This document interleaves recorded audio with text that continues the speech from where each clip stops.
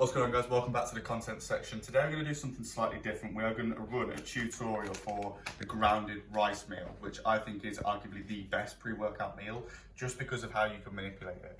And so it's very different today in terms of compared to the normal video, but hopefully this will still give some value. So I run with baby rice. The reason being, in this packet alone, it's 125 grams, or per 100 grams we can have 85 grams of carbs. And when you compare that, that's the same as 2 full-size bagels. This digests far better and is a far better alternative pre-workout due to its digestive capability. And so for me, I think this is fantastic. There are plenty of alternatives if you can't afford the baby rice. It is quite expensive. It's generally between £1.50 and £2 per packet. So if you're quite a big guy eating a lot, it's almost £2 a meal. The cheaper alternatives, firstly, just chuck some rice in a blender such as your NutriBullet. You can blend your rice with a bit of water, I believe. I've never done it, but that's a cheap alternative. Or equally, just go and pick up some cream of rice. I personally think this is better. It's slightly more premium. It doesn't taste as grainy in your mouth, but that comes at the cost. So it's one that you've got to weigh up, really. I think the 2 best sources of cream of rice, the best one is the JP one, the second best one is the Cardiff Sports Nutrition. Now, when it comes to the baby rice, there's 2 alternatives that I really like. This, Cowingate, and the Aptamel. I generally just find that I fall for this because it's nicer packaging.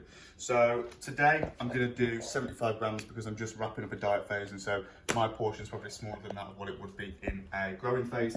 But I am just going to weigh out 75 grams. I put mine in a tub just for the ease of it.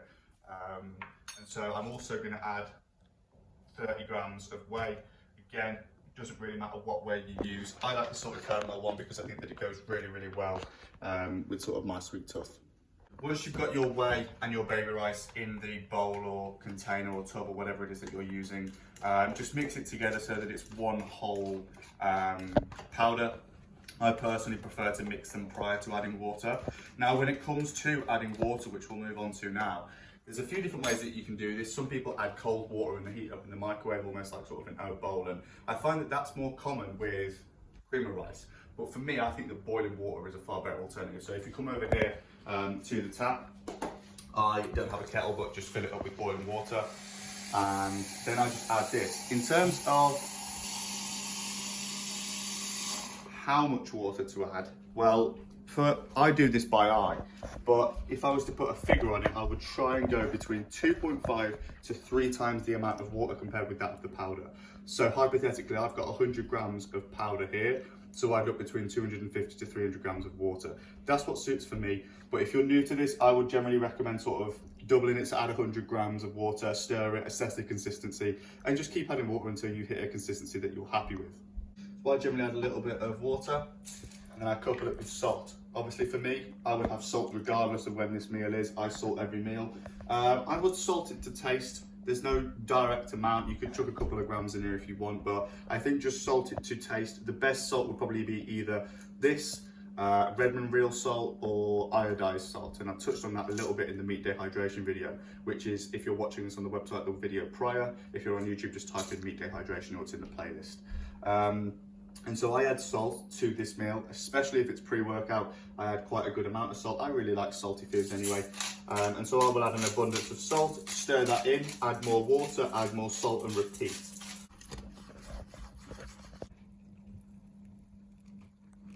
So this is the sort of consistency I like. I'll probably add just a tad more water. But for me, I generally like it quite runny. I find that it dries out. And so always go sort of just a little bit more watery than you would want to eat it. As I say, it dries out a little bit, so just bear that in mind when you're preparing it. And this is sort of the final water and salt that I'll add. And so for me, this, as I say, works out to be about 250 to 300 grams of water, but it really just depends, and it's something that you should play about with. So I've now reached the desired consistency for me. This is exactly what I want, and I'm looking forward to eating this.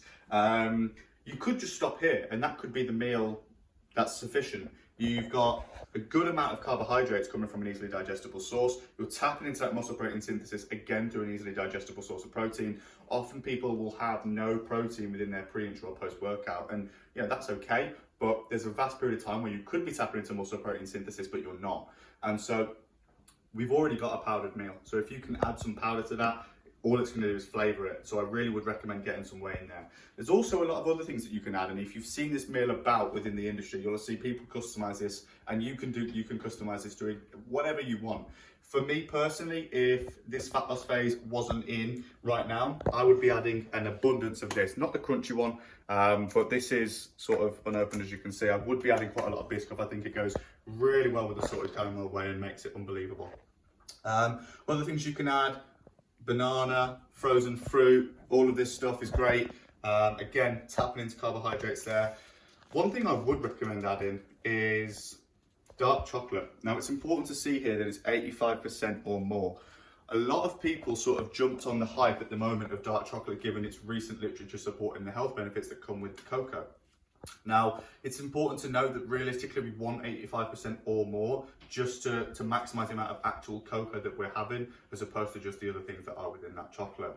And also it's a fat source. It's the only fat source, and this is what maybe would put me off putting this post-workout. But with it being a fat source, obviously it's going to just allow us to transport more of those carbohydrates to the muscle.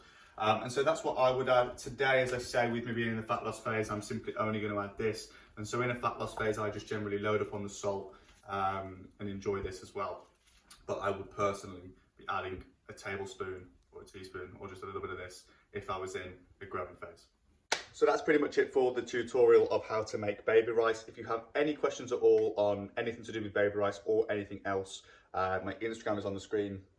Please go drop me a follow, ask me any questions, and also let me know of any videos you would like to see covered either on YouTube or on the site. These videos go on both, and so let me know anything you want to see beyond that. Thank you for watching, and we'll see you in the next video.